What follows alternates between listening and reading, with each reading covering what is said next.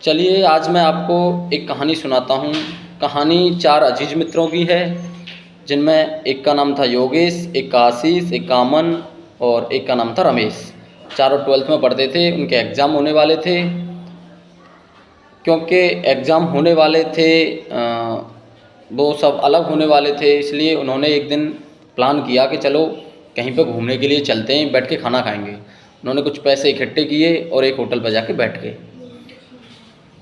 जब वो चारों आपस में बात कर रहे थे खाना खाते समय, तो जो उस ढाबे का जो मालिक था बंटू, वो भी उन चारों की बातें सुन रहा था। चारों बात कर रहे थे कि साथियों, मित्रों, अब हमारे अलग होने का समय आ गया। अलग हम होना तो नहीं चाहते हैं, लेकिन ये हमारी मजबूरी है कि हमें आगे बढ़ने के लिए अलग होना पड़ेगा, क्योंकि हमें आगे पढ़ना भी है, नौकरी भी करनी है, शादी भी होनी है, तो ये सारे काम करने हैं। इसके लिए हमें अलग होना पड़ेगा। लेकिन हम जाते जाते हम आपस में एक वादा करते हैं कि 50 साल बाद इसी ढाबे पर हम लोग मिलेंगे। ढाबे का मालिक उनकी बातों को सुन रहा था, तो उसने कहा ठीक है, मैं भी आप लोगों का इंतज़ार करूंगा, आप बिल्कुल आइएगा। इसके बाद वो नम आँखों से एक दूसरे से विदाई लेते हैं और अपने अपने क्षेत्र में आगे बढ़ जाते हैं। योगेश अच्छा पढ़ाई लिखाई करके बहुत बड़ा व्यवसायी बनता है। आशीष एक बहुत बड़ा फेमस डॉक्टर बनता है। अमन एक बहुत अच्छा इंजीनियर बनता है। और जो रमेश था वो एक बहुत फेमस वकील बनता है।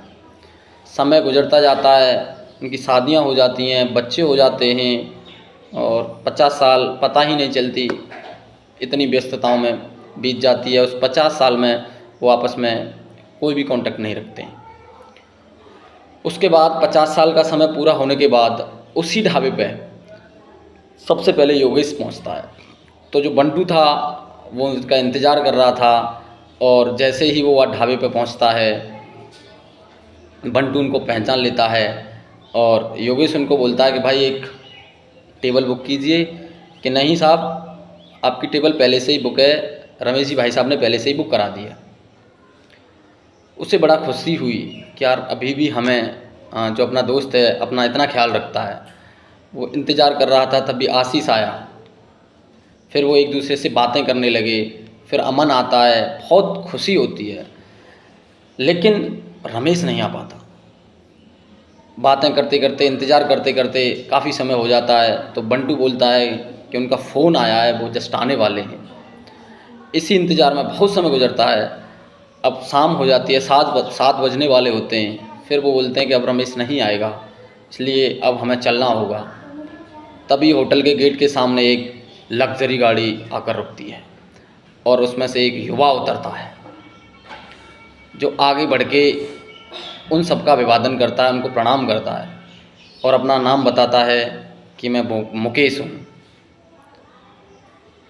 वो उनसे पूछते हैं, मुकेश से पूछा जाता है कि आपके पिताजी क्यों नहीं आए। वो बताता है कि एक महीने पहले पिताजी अचानक से बीमार हुए थे और उन्होंने ये भी कहा था मुझसे कि आप लोग आने वाले हो और मैं बहुत देरी से जाऊं, ताकि आप लोगों को कोई दुख ना हो। पिताजी 1 महीने पहले एक्सपायर हो गए। सब रोने लग जाते हैं। वहाँ पे पब्लिक इकट्ठी हो जाती है। उनमें से कुछ लोग मुकेश को जानते थे। उनमें से एक बोलता है, अरे ये तो इस शहर के कलेक्टर हैं। तो मुकेश कलेक्टर बन जाता है। तो मेरा कहने का मतलब ये है साथियों, पता नहीं कब हम लोग एक दूसरे से बिछुड़ जाएं। इसलिए संबंधों को बनाए रखने के लिए एक दूसरे के लिए को टाइम दो, एक दूसरे से बातें करो। अगर आपके संबंधों में कहीं पर भी कोई भी समस्या आती है तो समस्या को दूर करो, ना कि रिश्ते को तोड़ दो। धन्यवाद।